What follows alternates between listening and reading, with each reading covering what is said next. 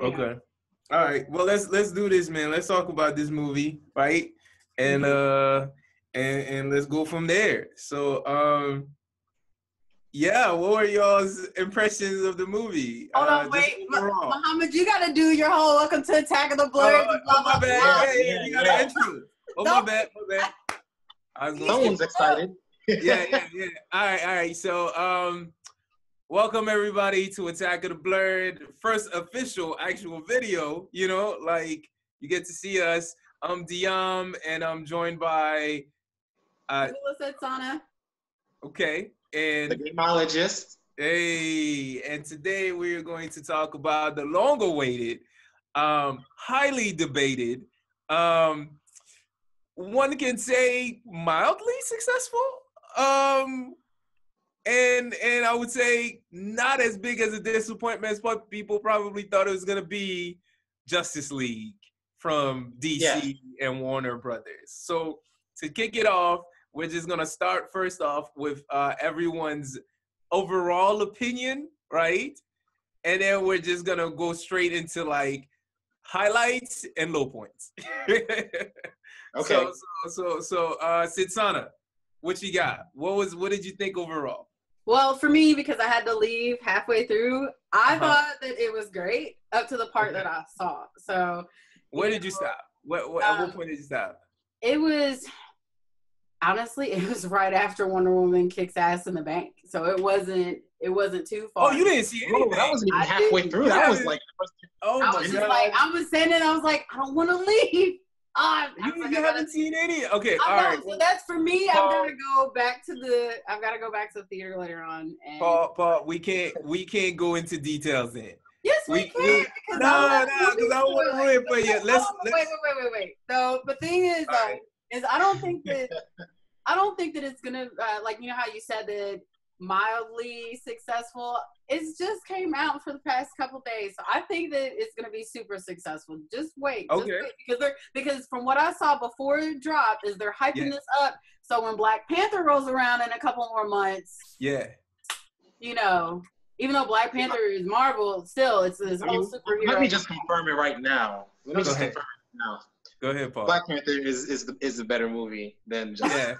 Yeah. Let me tell you that now. This is not. Like we had Thor last week. Thor is better than this one. No. It was. It actually was. Y'all better hold on now, because y'all was ragging on Batman versus Superman, remember? And then I was like, let me go. This was way better. But I watched the extended director's cut release. I didn't watch the theatrical version. Right, and usually that's way better. That's way better than the theatrical release. Yeah, because it was the same thing with like Chronicles of Riddick. You watch it in the movie theaters and you're like, this is stupid. And then you watch the DVD extended cut and you're like, oh, this all makes sense. Why did they cut all these parts out of the movie? So I get it. All right, Paul, overall, what did you think of the film? It was an enjoyable movie. I have to give it that. It was definitely an enjoyable movie. Exactly. You can eat popcorn. Right. I watched it through. Like there were things that didn't make sense, or the things that I think they should have expounded upon. I agree. But I thought it was a solid movie. You know, I'm trying to be nice too. I will say that I'm trying to be nice. I'm trying to, like, at the end of the day, you know, it's entertainment. You know, they went in, they gave us a good movie. I felt like the CGI could have been better, and there was a lot of it at the same time, especially when it came down to them fighting. Yeah. But overall, it was cool. Like the characters, some of them were definitely stronger and better than others. Yeah. There wasn't really, I can't really say that there was a real sense of dread to me in this movie. I will say that Steppenwolf, the villain, he was very forgettable. He was not a good villain. Like there was not really much. Like we got what he tried to do before, and him trying to do it again, but we didn't get like what is his real like motivations. Yeah, he was a good physical villain. Physical, he did definitely pose a threat, right? You know who I would equate him to actually? Who? He was very much to me like not the main villain, Dark Elf in Thor: Dark World 2, but his assistant. He was very much like that to me. He was almost the same character, really. Yeah. Like he was strong, hard to beat, Yeah. But he didn't really have that much of an aim. Like, I agree. I totally agree. And yeah, so let's Susanna, if you left at the bank, then you just saw the intro with Batman, and then immediately the bank scene, and that was it. Yeah. So you got to see Wonder Woman like.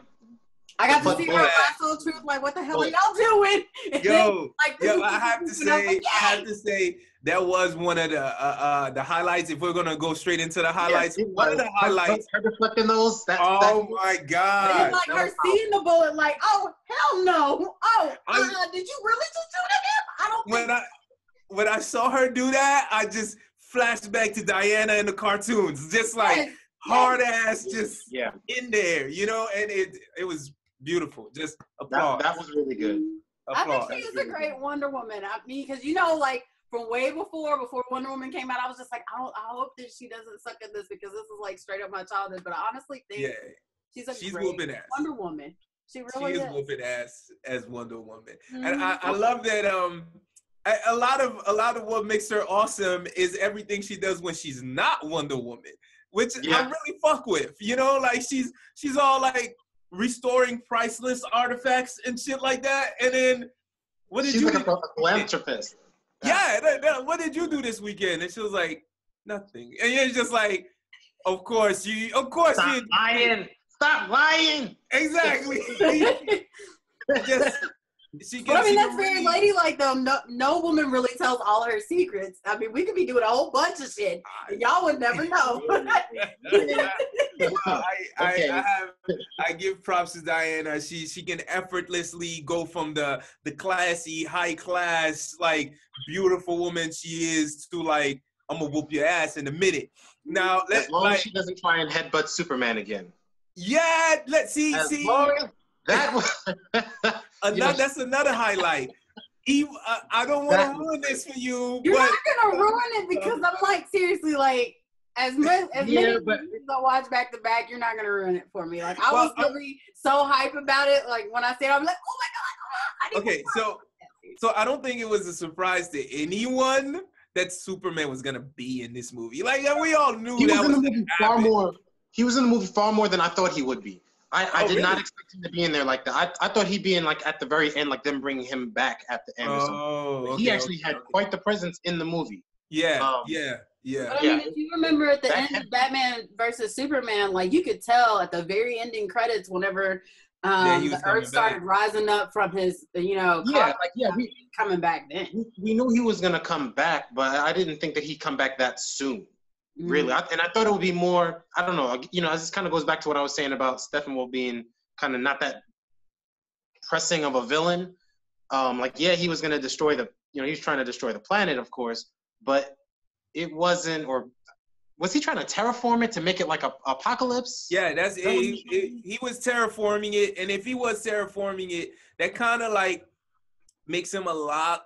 It brings his plan down a couple notches because that's the exact. Like he was just running an errand for It seems to be the exact same thing that the Kryptonians were going to do in the first Superman film, was to terraform Earth. So he was just going to do it also, which is it brings his plan a couple notches down. Unfortunately, now, if we get Brainiac and he tries to do the same thing, I'm gonna be mad.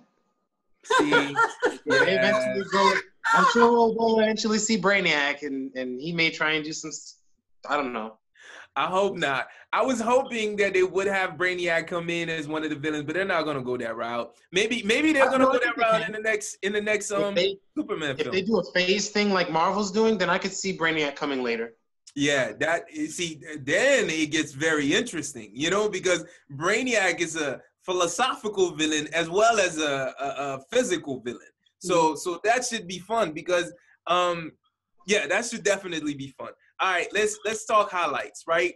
Wait. Before that, I think we should do characters. We should talk about our thoughts on each of the characters. All right, go ahead. Go first. Who you got?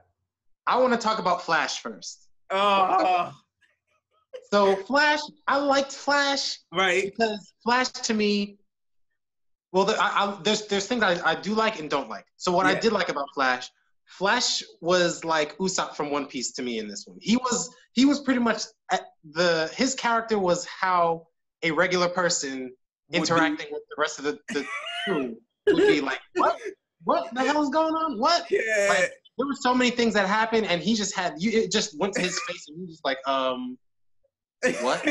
Yeah, when that scene where Cyborg comes in and he's just looking like, does everybody see this? Do y'all not see this cyborg looking thing? What is this? Oh, that was good. That was hilarious. That was a great moment. That was hilarious. My favorite thing though, my favorite scene with him was when he when he ran up on Superman. Oh yeah. Yes. Superman was fighting Aquaman and Wonder Woman. Cyborg and Wonder Woman. Yeah, Aquaman and Wonder Woman at the same time. He was holding them both up. Yeah. Blocking them. Flash was like, okay, I'm gonna go in and hit him from the side. I'm gonna do like a little, I don't know what swoop. Yeah. Yeah. So you see him running in his, like, it's in slow motion, but he's running because showing that he's running at super speed. Right. So you see him running, and you see him to the side of Superman. All of a sudden, you see Superman's eye look at him. To the right. And then Superman just turns like, yeah, I see what you're doing. You're not like, okay. So then he throws Aquaman and Wonder Woman away. He's like, okay, I'm gonna mess with you now, Flash. And the whole time, Flash is just like has the face like, what the fuck is going on? Yeah. It was hilarious. It was hilarious. It was definitely a good moment. Let me say something about Flash. Are you done? Go ahead. What you got? Well, now I'm gonna go into. I like that about Flash. Comedic relief. I like his speed, even though he had lightning everywhere. That'd be annoying. Be like, stay away from my electronics, bro. Yeah. But what I didn't really care for, like he was so socially awkward. I felt like he was a little bit too socially awkward, and I don't know if it's because seeing him in the Flash's the CW version. Yeah. There's a difference. He's a nerd. He's supposed to be socially awkward. Like, yeah, but I get what they did, but like in the CW, you can clearly tell that he's a nerd, but he can function. Right? Yeah. In this one, it's almost as if he's autistic. I mean, like he did give a disclaimer. I need friends. So okay, but like he's on the spectrum. On this one, it's almost like he's on the spectrum. So he probably hadn't made Gideon yet. In this. And that's the thing. They have him very early in the trajectory, the story of Flash. They have him very early on. He doesn't even have the job at Star Labs, which begs me to ask, how did he get his powers? I believe originally even in the first Flash comics, when he got his powers, he was still in the laboratory and still got hit with lightning, in my opinion. So maybe he had a home laboratory. Maybe that's how they did it in this version. I don't know. But they have him very early on in his career as a Flash in this one, So just keep that in mind as you go back and watch it, Setsana. Remember, this is like version 1.0 Flash, know? Because, that's the thing that bothered me out of the CW one is that I was like, so why does Barry not know? Like, the first couple seasons, I was like, so why does he not know that he created Gideon? That was the only thing that because I love the CW version, but because I'm always so used to Barry and Gideon doing shit. Yeah. That's it. That is his right hand, So Well, what I did not like about Flash, like I liked a lot of things, same things that you like. He was funny. He represented us, the viewer, in a lot of different circumstances. But the one thing I did not like, well, two things I just could not fucking stand. One, he kept tripping. I did not like that. He was so green. Green. It's like he donned on the suit today and just started running today.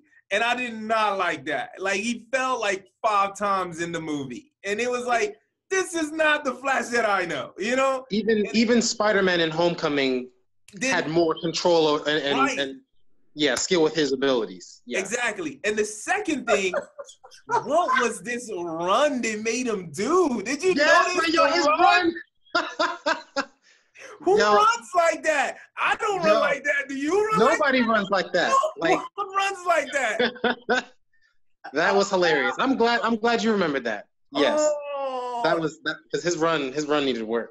I was like, he's the Flash. He's the fastest man ever. He's supposed to have like the best form and everything when it comes to running. Like that's what he does. Right. The form is supposed to be perfect. I'm not even supposed to see his limbs. Like he's Flash. Come on, man. Oh man, I'm sorry. I really took that to heart with me since yesterday. I cannot stand the fact that they did my boy like that. Okay. Yeah, they made him run like a dork. Man, I don't know what that shit was from, but that's all I got to say on the Flash. All right. What did you think of Cyborg? Go ahead. Skits, I think it would be funny for some of us to one person dress up like Flash and one person dress up like Naruto, and we can do the run side by side and see. I would take Naruto's run over the Flash. Right? I would take Naruto's run over the Flash in that movie. Yeah, I would. No, his run was like this. Yeah, it's like he was figure skating. It looked like he was figure skating. You know, which I'm just like, if you're figure skating, that's what you do. You gotta like get your speed on, right? But he was just like what is going on? He was Millie Rock running. He was Millie Rock running. You're right. The Millie run. The Millie run. Or Wing Chungin, you know. Yeah. No, not today. No. All right. So who did you want to talk about next? Which character? What y'all think of Cyborg? What did you think of Cyborg?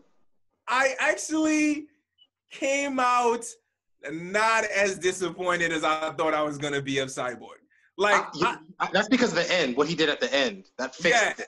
I thought Cyborg was gonna be so trash in this movie, but then they covered him up for most of it, and I was like, okay.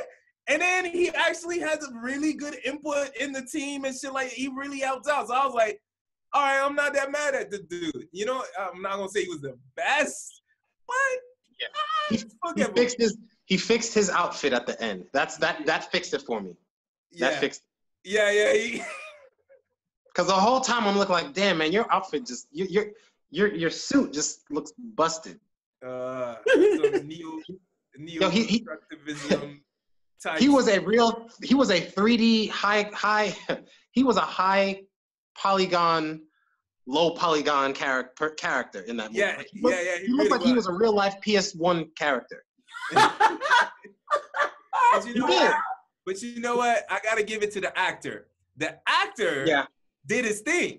You see what I'm saying? I like the actor, but the CG, I don't know how much money, where the money went. I feel like this movie and what's that show on ABC? Inhumans, when they get all this money, I feel like they put all the money in a set and they don't like put it in CG. Do you see what I'm saying? Or like writing a good plot. You see what I'm saying? I don't know, but when I looked at this and I was like, how many people did they have working on him, you know? Because Steppenwolf, I didn't see anything wrong with his CG. A lot of different things that they had CG with, I didn't see too many things wrong with it. But him, that was some issues, man. Especially that scene where his suit goes in self-defense mode and he's trying to he's doing this like, I don't know, it's not me, and like his face. Like, that's right. It was Aquaman and Cyborg that Superman was fighting. Wonder Woman wasn't there for that. Yeah, that's right. It was weird, man. It was very weird. But as far as his character went, though, I thought I liked the idea that he was conflicted, or he was struggling with the machine part of him because it was completely different. Mm-hmm. It's new, and it's him trying to, him as a regular man trying to kind of keep his sanity while he's being flooded with information and knowledge all the time. Yeah, that's not only that's alien, and every day his body is making more modifications. He wakes up to modifications. Yeah, that's pretty cool. That was, and I think if they had more time and they had explored that a little deeper, we probably would have came to really love that character a lot more. You see what I'm saying? But I like that path that they took with them. It was like I said, I thought he was gonna be trash altogether, but I see that he wasn't. He was basically the intelligence in the team.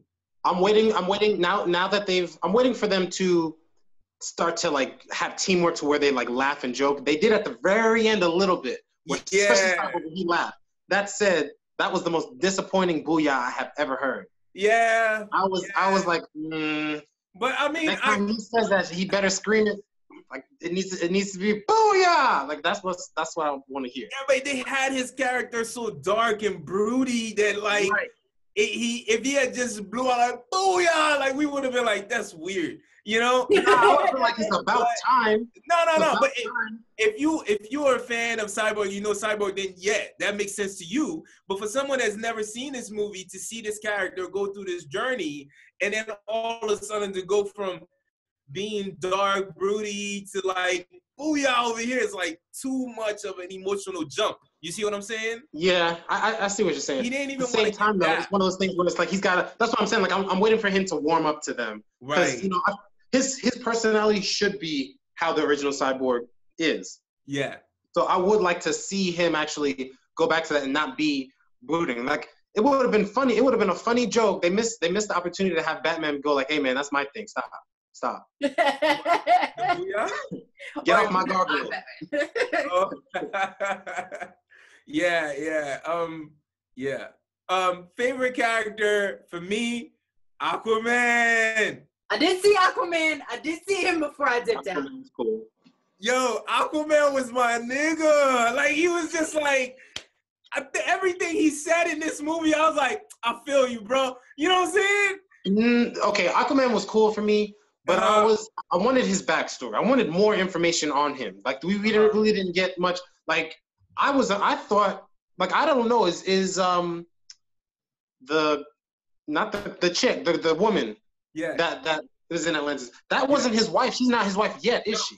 Nope, not yet. It's like she had just met him. Well, they met before, but I think what's happening because in that little altercation, he says. They're talking about the Queen of Atlantis, right? Right, his mom's. Yeah, and he says, she left me at my father's doorstep. Do you see what I'm saying? And so what I think is going on is that this version, this new Aquaman, this new heir of the throne of Atlantis is a half-breed just like Diana. Do you see what I'm saying? Half God and half human. You'll have to wait until the Aquaman movie comes out next year. Yeah, that actually makes sense if that's the case. That would be cool.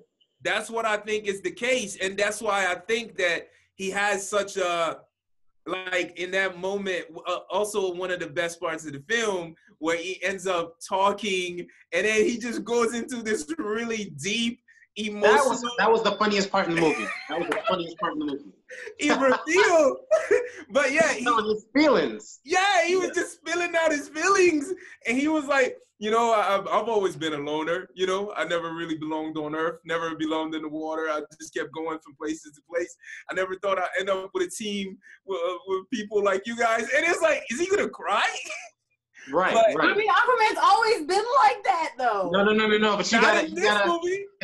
I mean, I'm just happy that they're giving Aquaman some justice here because everybody always does you know how like the joke is, well, we're all badass Aquaman. What are you gonna do? Nothing because not in water. And I'm like, it's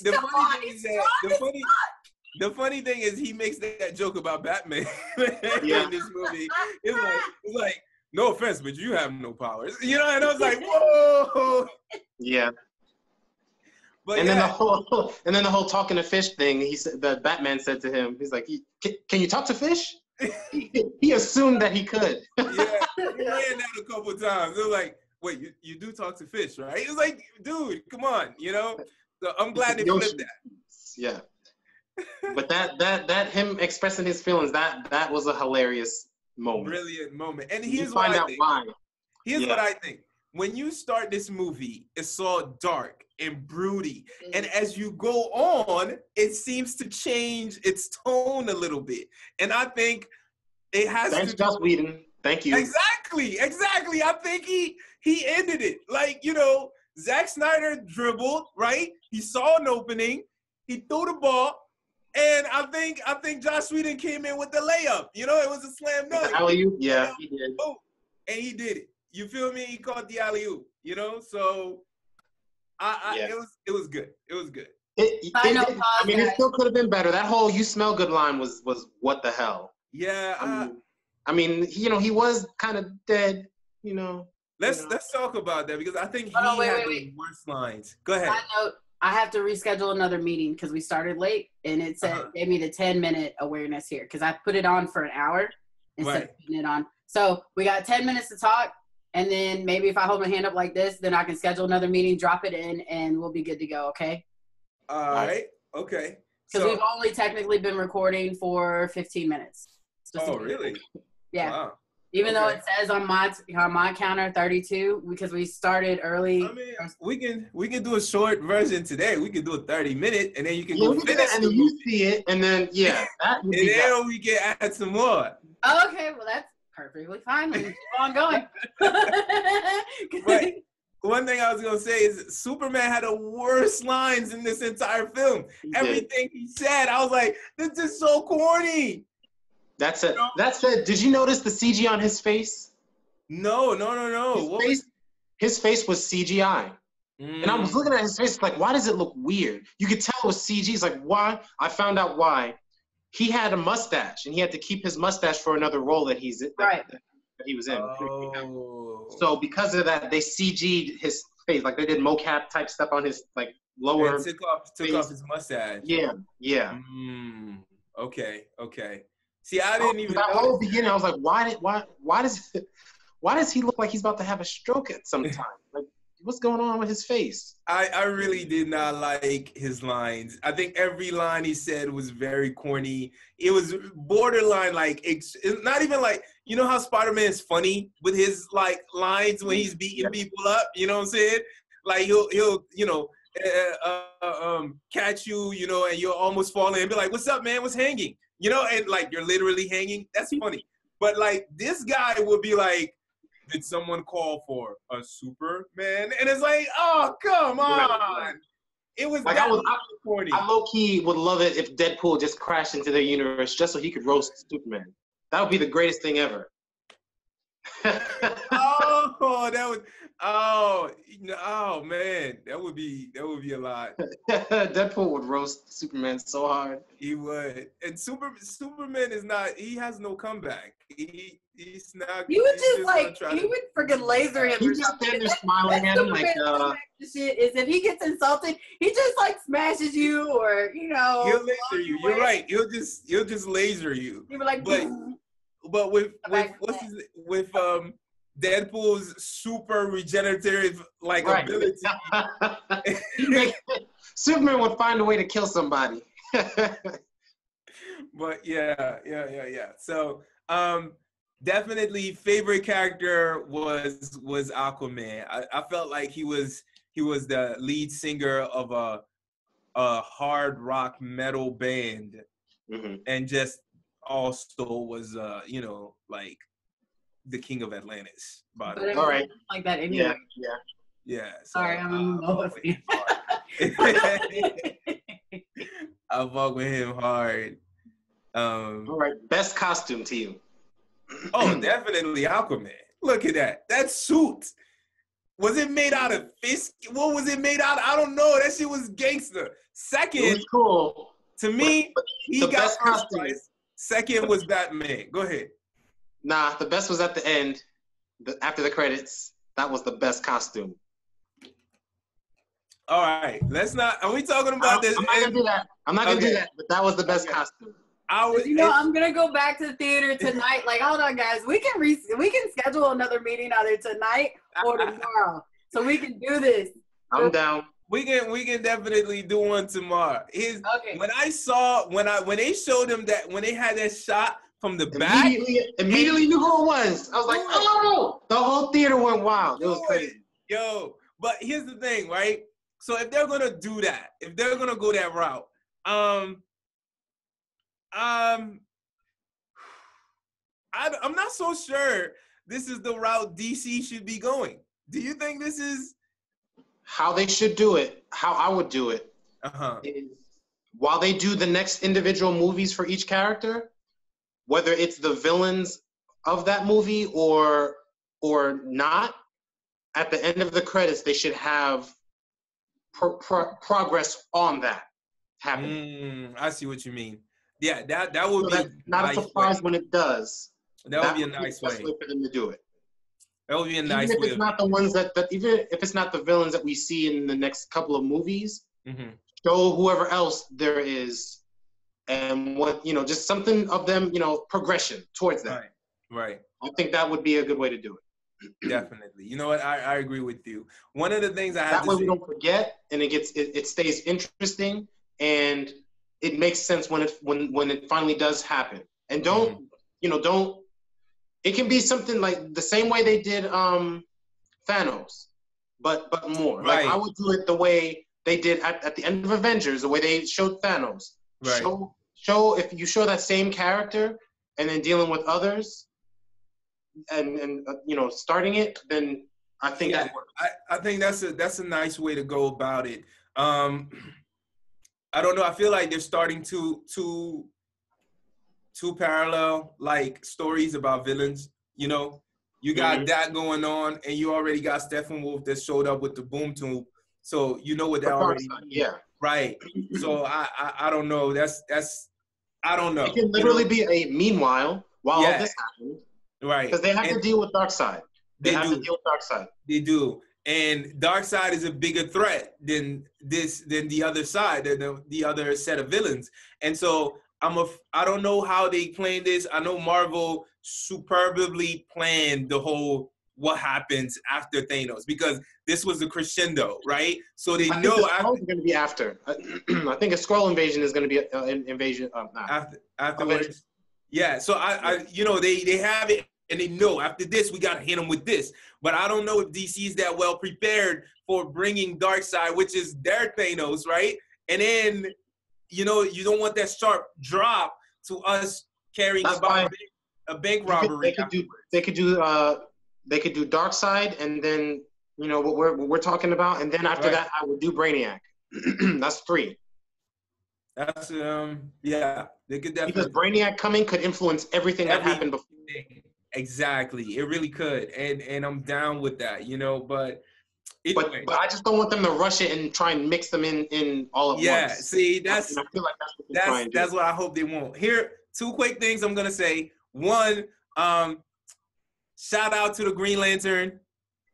Yes. And I wish there was a Green Lantern there, but it wasn't. So I'm gonna say that. We're gonna get it though. Right, and second, you notice the Native American goddess? There was a Native American goddess during the first Steppenwolf fight. And I'm wondering, are they going to bring Apache Chief back? Apache Chief, bro. Oh, shit, maybe. But I just noticed the Native American.